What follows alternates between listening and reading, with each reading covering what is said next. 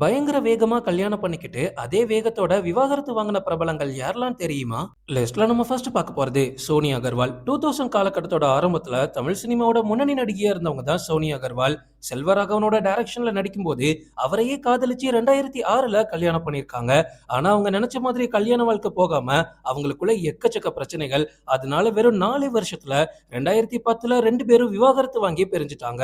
அதுக்கப்புறமா செல்வராகவன் இரண்டாவதா கல்யாணம் பண்ணிக்கிட்டாரு. லிஸ்ட்ல நம்ம அடுத்து பார்க்க போறது வனிதா விஜயகுமார். இவங்களுக்கு லிஸ்ட் பெருசா போகுமே. இவங்க 2000ல ஆகாஷ் அப்படின்ற ஒரு ஆக்டரை கல்யாணம் பண்ணியிருக்காங்க. அதுக்கப்புறமா இவங்களுக்கு 2 குழந்தைகளும் பிறந்திருக்காங்க. சில கருத்து வேறுபாடு காரணமா 2005ல பிரிஞ்சுட்டாங்க. அதுக்கப்புறமா 2007ல வனிதா ஆனந்த் ஜெயராஜன் அப்படின்ற ஒரு மிகப்பெரிய பிசினஸ் மேனை காதலிச்சு கல்யாணம் பண்ணியிருக்காங்க.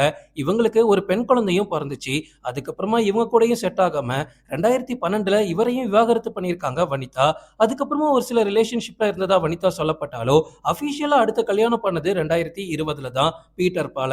2020ல இவங்களோட கல்யாணம் செம கிராண்டா கிஸ் அடிச்சு சூப்பராலாம் நடத்துனாங்க. ஆனா அதுக்கப்புறமா இவர் கூடயும் செட் ஆகாம வனிதா சில நாட்கள்லயே பிரிஞ்சு வந்துட்டாங்க.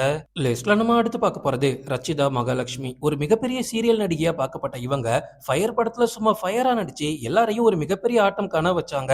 ஃபயர் படத்துக்கு அப்புறமா அடுத்த ஒரு பெரிய வாய்ப்புக்காக வெயிட் பண்ணிட்டு இருக்காங்க. ரச்சிதாவை பொறுத்த வரைக்கும் 2013 நவம்பர் 7 அன்னைக்கு தினேஷ் கோபாலசாமி அப்படின்றவரை கல்யாணம் பண்ணியிருக்காங்க. அதுக்கப்புறமா ஒரு சில வருஷங்கள் இவங்க 2 பேரும் ஒன்னா சேர்ந்து வாழ்ந்தாலும் இவங்களோட கல்யாண வாழ்க்கை நினைச்ச மாதிரி போகல. எக்கச்சக்க பிரச்சனைகள் காரணமா ஒரு சில வருஷங்களையே பிரிஞ்சுட்டாங்க. அதுக்கப்புறமா 2021ல அபிஷியலா விவாகரத்து வாங்கியிருக்காங்க.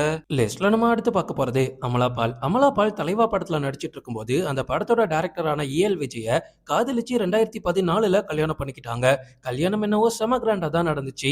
ஆனா அதுக்கப்புறமா அமலா பால் பார்ட்டிக்கு போறாங்க, அவங்க குடும்ப வாழ்க்கையை பாத்துக்க மாட்டாங்க அப்படின்னு ஏஎல் விஜய் அமலா பால் மேல எக்கச்சக்க குற்றச்சாட்டுகள் வச்சிருந்தாரு. பட் அதை பத்தி பெருசா கண்டுக்காத அமலா பால் அவர்கிட்ட இருந்து பிரியணும் அப்படின்னு 2017ல விவாகரத்து வாங்கியிருக்காங்க. அதுக்கப்புறமா 2023ல தன்னோட நீண்ட நாள் காதலரான ஜெகத் தேசாய இரண்டாவதா கல்யாணம் பண்ணியிருக்காங்க அமலா பால்.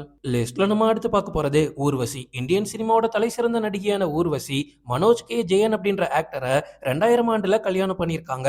அதுக்கப்புறமா கிட்டத்தட்ட 8 வருஷம் ஒன்னா வாழ்ந்ததுக்கு அப்புறமா 2 பேரும் விவாகரத்து வாங்கியே பிரிஞ்சுட்டாங்க. அதுக்கப்புறமா ஊர்வசி 2013ல சிவபிரசாத் அப்படின்றவரை இரண்டாவதா கல்யாணம் பண்ணியிருக்காங்க.